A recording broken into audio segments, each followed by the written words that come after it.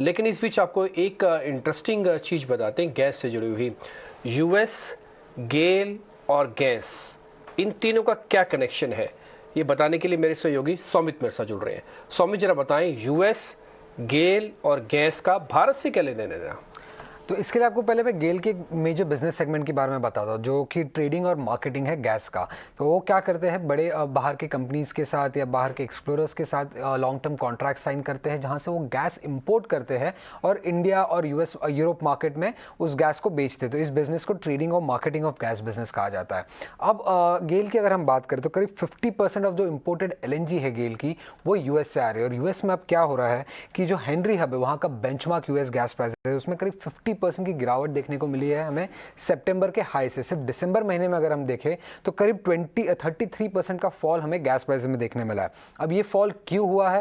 क्योंकि यूएस में जो ठंड है वो एक्सपेक्टेशन से काफ़ी कम है। इनफैक्ट मतलब वार्मर वेदर है काफ़ी यूएस में, उसके वजह से गैस यूसेज कम हो रहा है। उसी के साथ अगर हम देखें तो प्रोडक्शन में भी एक पिकअप देखने को मिल रहा है। और फ्री पोर्ट एलएनजी, जो कि एक मेजर एक्सपोर्टिंग पोर्ट है यूएस का, उसमें एक डिसरप्शन आ चुका था पहले, और अब ऐसे रिपोर्ट्स आ रहे हैं कि ये पोर्ट को रिस्टार्ट होने में थोड़ा और समय लग सकता है। इसकी वजह से एक्सपोर्ट्स कम होंगे और कंट्री में इन्वेंट्री ज़्यादा रहेगा, और इन तीन कारणों की वजह से हमें ये गैस प्राइस में फॉल देखने मिल रहा है।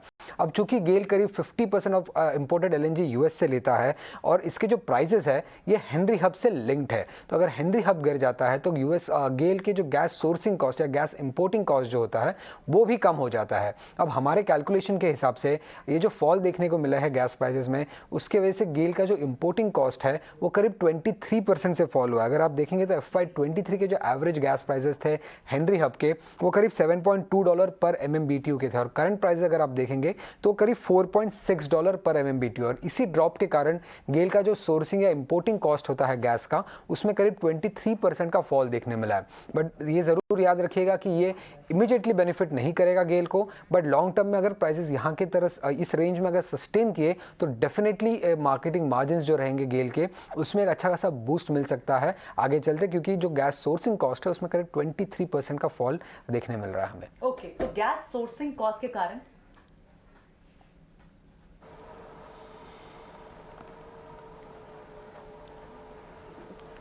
का फ़ायदा मिलेगा गैस का। और स्वामित हमको पूरी जानकारी इसके बारे में दे रहे थे। अच्छे से आपने बताया स्वामित कि कैसे यूएस, गेल और भारत की गैस कंपनी इससे आपस में किस तरह से कनेक्टेड है।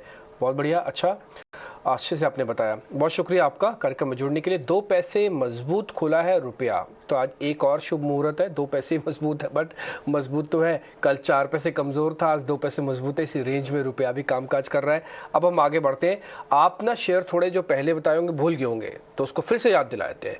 पूजा हमारे साथ जुड़ रही है आपको एक्शन स्टॉक्स बताने के लिए। पूजा फटाफट से एक्शन रूप में आप बताइए एक्शन वाले स्टॉक्स। जी, शीला फोम से पहले शुरुआत करते हैं। यहाँ खबर आ रही है कि चीना और स्वदेश की जो एक्सक्लूसिव खबर थी उस पर मुहर लग चुकी है, और करलोन समेत कई कंपनियों से बातचीत जारी है। इसमें 2000 करोड़ में कंपनी खरीद सकती है। इसमें और भी काफ़ी सारे प्लेयर्स हैं, लेकिन शीला फोम का नाम एक प्रबल दावेदार के रूप में सामने निकल कर आ रहा है, और चीना और स्वदेश ने आपको ये एक्सक्लूसिव जानकारी पहले ही दी थी, तो इस पर आप नज़र रखिए। क्राफ्ट्समैन ऑटोमेशन, ये स्टॉक भी फोकस में रहेगा। DR एक्सियन इंडिया में करीब 375 करोड़ में 76% हिस्सेदारी की खरीदेगी कंपनी। आपको बता दें कि ऑटो कंपनियों के लिए एल्युमिनियम सिलेंडर हेड बनाती है और काफ़ी सारे दिग्गज प्लेयर्स के लिए ये काम करती है, तो ये कंपनी आज फोकस में रहेगी। HG इंफ्रा हरियाणा में ग्रीनफील्ड प्रोजेक्ट के लिए NHI से LOA मिल चुका है। करीब 744 करोड़ के प्रोजेक्ट के लिए ये लेटर ऑफ अवार्ड मिला है। सुप्रीम पेट्रोकेम भी फोकस में रहेगा। आज चेन्नई में EPS प्लांट के अपग्रेडेशन का काम पूरा हुआ है, जिसके बाद कंपनी का जो EPS क्षमता है वो 24,000 से बढ़कर 33,000 के आसपास हो जाएगी। तो आज सुप्रीम पेट्रो पर भी नजर रखिए। आज तमाम मेटल स्टॉक्स और इससे जुड़ी जो इंडस्ट्री है वो फोकस में रहेगी। नाल्को, हिंडाल्को, वेदांता पर नजर रखिए।